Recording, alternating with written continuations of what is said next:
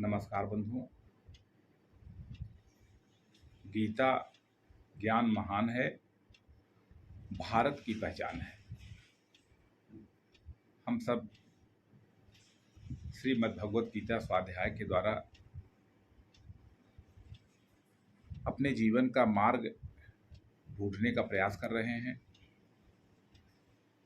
जो हमारे जीवन में विभिन्न प्रकार की समस्याएं हैं, दुख हैं, कष्ट हैं, उनका रास्ता तो ज्ञान और समझ से ही मिलेगा। इसलिए हमें निरंतर स्वाध्याय का अभ्यास करना है। निरंतर प्रतिदिन गीता के श्लोकों को समझ करके अपने जीवन में धारण करने के लिए प्रयास करना है। आज हम इस क्रम में 7वें अध्याय का 7वां श्लोक उसको अभ्यास में ला रहे हैं, जो इस प्रकार से है। मत्तः परतरं नान्यत् किंचिदस्ति धनंजयः मयि सर्वमिदं प्रोतं सूत्रे मणिकणा इव। हे धनंजय, इस संसार में मुझसे दूसरा कुछ भी श्रेष्ठ नहीं है। यह संसार उसी प्रकार से मुझ में पिरोया हुआ है जैसे धागे में मणियां पिरोई रहती हैं। तो बंधुओं, इस श्लोक में भगवान ने वह ज्ञान दिया है जो ये दिखाता है कि संसार में जो कुछ भी है, ये हमारी संस्कृति, देश, काल, व्यक्ति, वस्तु, परिस्थिति, सब कुछ का जो कारण है, मूल है, वह एकमात्र ईश्वर है। जैसे हम लोग विज्ञान में पढ़ते हैं कि इस सृष्टि में जो कोई भी वस्तु है वह परमाणुओं से मिलकर के बनी है और परमाणु के केंद्र में इलेक्ट्रॉन, प्रोटॉन और न्यूट्रॉन है। तो इस ज्ञान से हमको क्या लाभ मिलता है? तो इस ज्ञान को मिलकर के अनेक प्रकार की रचनाएं बनी हुई हैं। आज ज्ञान न होता तो सेमीकंडक्टर कैसे बनता? आज हमें विभिन्न तत्वों की जो आंतरिक रचना है उनका ज्ञान न होता तो युद्ध कैसे लड़े जाते? तो ये जो ज्ञान है, जो जानकारी है, उस जानकारी का जब हम उपयोग करते हैं तो अनेक प्रकार की समस्याओं का निराकरण हो जाता है।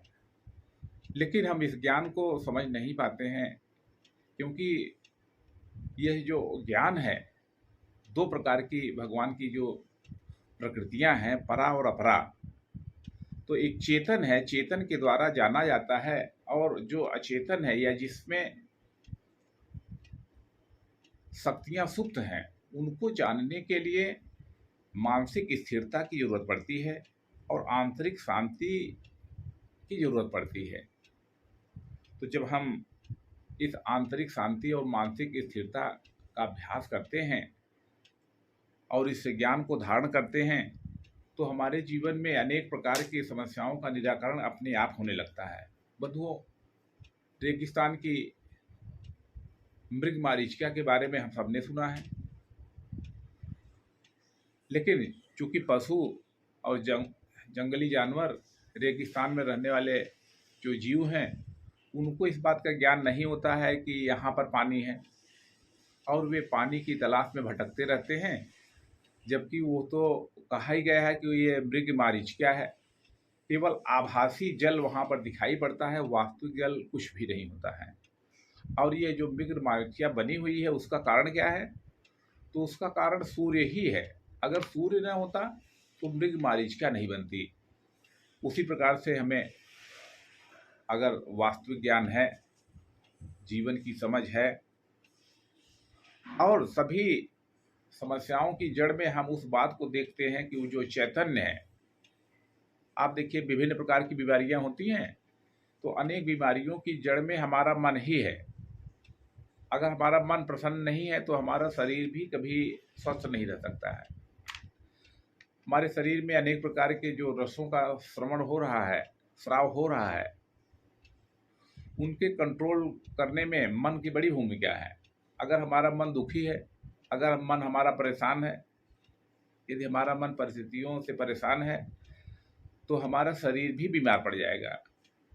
तो इसलिए हमें निरंतर चिंतन करके ये बात समझना चाहिए कि सबके मूल में ईश्वर ही हैं और ईश्वर की सत्ता से ही यह संसार संचालित हो रहा है।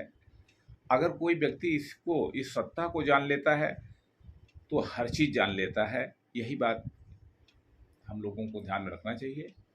पुनः हम सब लोग दूसरे अध्याय का कल पाठ करेंगे। धन्यवाद।